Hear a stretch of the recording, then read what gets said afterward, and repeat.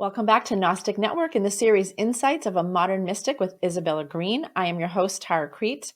This is the 6th episode in our series, and we are going to be discussing quantum travel, the void. We will discuss the difference between astral travel, which we spoke about in episode 5, and quantum travel. What can be experienced in quantum travel, and what is the void? Hello again, Isabella. How are you? Hi, Tara. It's a pleasure to be here. Good. So tell us, we spoke in depth in episode 5 about astral travel, and that was kind of like the beginner's level for people who are just starting to leave their body. So what is the main difference between astral travel and quantum travel? The main difference is that you literally bypass the astral plane and low astral plane and the planes that are around Earth that we venture around when we're doing astral travel or astral projecting. You gather enough of your life force or the rocket fuel from the lower energy centers to send yourself out of body, and you shoot like a rocket and you're instantly in the place or in the location where you want to go.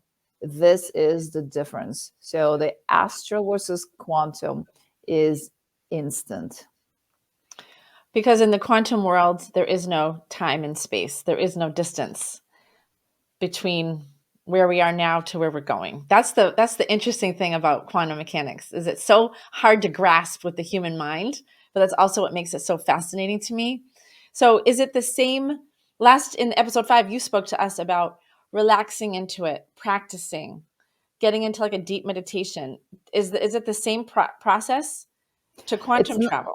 I would not say that it is the same process, because in my experience, what happened was that it started happening with me as I started doing the intense breath work, and my entire physical form will shut down. The Kundalini energy will ignite my spirit form and shoot me right into the destination that I had in mind. You have to set the destination in mind before you go, and then everything shakes, your body shakes. It's a very intense process. It's a very different process than astral projecting. Astral projecting is slow and floating out. Here, it's intense, like you are launching a space shuttle out of yourself, and it sends your spirit right into the destination that you have in mind. So it literally is instant. And when you're in that destination,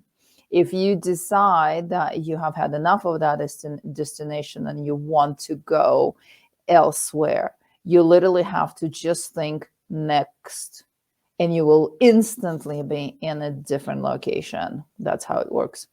So when you're starting to do this, what would be a destination? Where would we want to go on a quantum travel?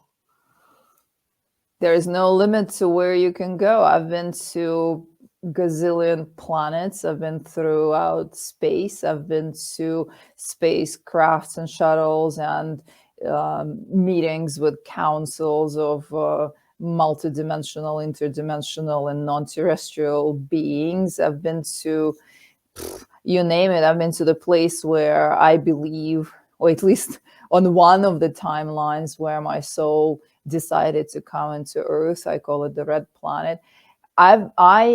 Once I discovered how to do this, I did not stop exploring it. I'm still exploring it. It's been 10 years, almost 9 years of going on quantum travel, quantum trips almost every night. Sometimes it doesn't work. If you are frustrated and stressed out, if you had a hard day, if you are not in the right mindset before, then you're going to be just processing your day, and it gets so intense there that it doesn't allow you. But if you had a more relaxing day, something that allows you to disconnect from your earthly stuff, then yeah, that happens every time. So sky is the limit. Sky is not even the limit. I've been to Andromeda Galaxy. There's a beautiful place there that I like to go. I've been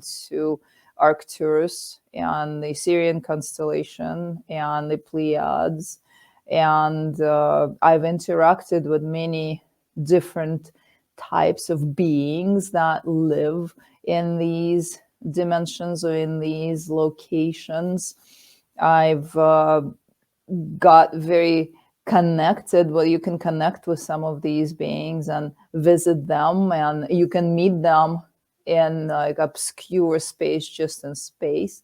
But when you first in that form, because they'll be in the same form, they'll be in their light form as well. Most of them are in the light form to begin with, but they will come to meet you somewhere, and it will just be the space, kind of without any particular location. But I've explored different types of habitats of different types of beings, and it's fascinating, and there's no end to it. So that is the best sci-fi I've experienced in my entire life. There's no movie on this planet that can compare to what you can experience, and that's real out there versus someone's imagination. Although imagination is also a projection of something that already exists.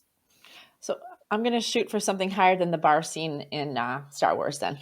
I won't stop there. I won't have that be my limit. Did you ever encounter, because we talked about this in the last episode as well, how, when you are out in these dimensions and in these other areas that you could encounter some danger. Did you ever encounter anything like that?